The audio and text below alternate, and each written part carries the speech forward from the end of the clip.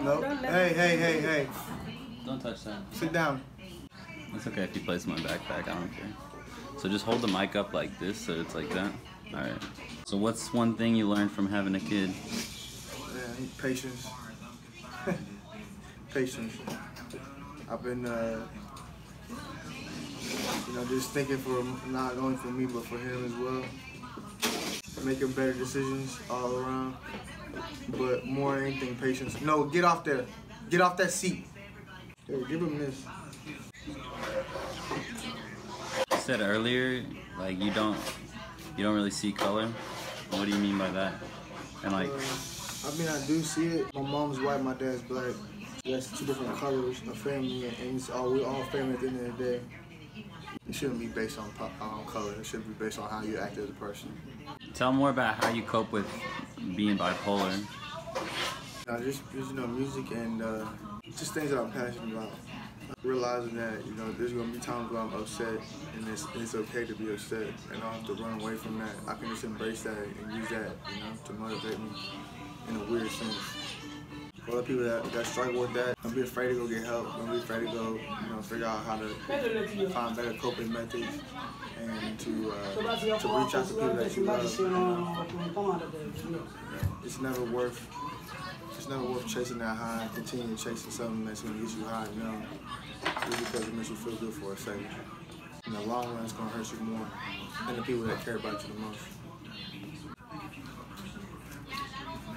Do you want to talk about writing for others, or do you want to keep that kind of secret? Keep that secret for right now. Okay. What has inspired you the most? I've been inspired by a lot of things. More so just life itself as a whole, how we all go through these ups and downs and emotions. How everybody's kind of like on a different path, but on the same path at the same time. Kid Cudi's been inspiring me. Future's inspired me. Mike Jones. But life itself is the most inspiring thing. There's so many aspects to it. So many different ways you can look at it. There's so many ways you can take it in. At the end of the day, it's what we all cherish. You want to talk about 1Play? What does it represent? 1PLAYAWAY. 1PLAYAWAY represents the fact that you can either be one play away from making progress, getting what you wanted, or you could be one play away from messing it all up. It's a coin, you know what I'm saying? It's double-sided. So you mean like people are closer than they think to where they want to be? They think they're farther, but they're actually just one play away? Is that what you mean? Exactly, yeah. You one play away from everything you ever wanted. It's up to you to make that play happen. Sometimes it's a bunch of little plays, but each one play is you getting closer. Just like sports. If you want to win the game, you're going to take that play, you're going to figure out how to make it work. Even if you take a loss, you're one play away from bouncing back. It's just about the small wins. They make the bigger picture. You want to tell about how you got your name? Drug abuse. Being off 20 different substances at one time. That's exaggerated, but like 5 different substances at one time. I guess my alter ego.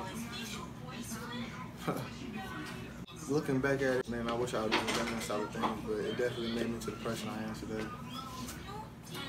So can you think of a specific time that shaped you as far as the Skitz goes? The breakup with my baby mama.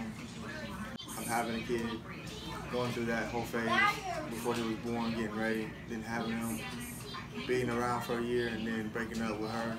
I missed out on a lot of things. I feel like once I grasped that, it was like, okay, I gotta be a father from a distance, this is what it is. But that shaped me into a more mature Skitz. I gotta stop moving the way I'm doing. I can't be doing the things I used to do. What about with like the drug use? Back before then, man, I smoked weed for the first time when I was like 10. I started doing Xanax when I was probably like 16. I was doing Xanax off and on, so I was like 21. When I got like 22, I was doing Xanax every day. So for like a year and a half, I was heavy on Xanax. Every time I went to jail was because of Xanax or alcohol. More so a combination of both. Blacking out, waking up. And that's kind of where I got my name. Then it would be Skitz. I don't even know what I'm doing. I wake up the next morning, I ask like, what happened? Bro, he was tripping last night. Wake up with a new chain on my neck, some money in my pocket. I'm like, where did I get this from, bro? He was tripping. That's where I get the name Skitz from. So what is your vision for the future? Get my foot in the door of these record labels, expand my fan base, get more involved, just be more on the scene, and stay sober throughout it all. I was like really antisocial when I'm sober. I don't like to go places. I get really anxious and have all this anxiety.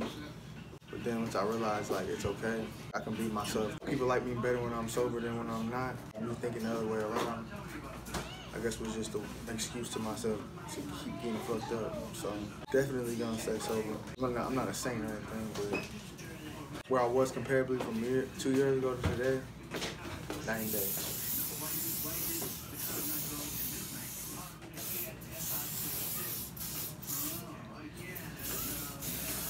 Thank you. Looks clean. You did a good job. Thank you.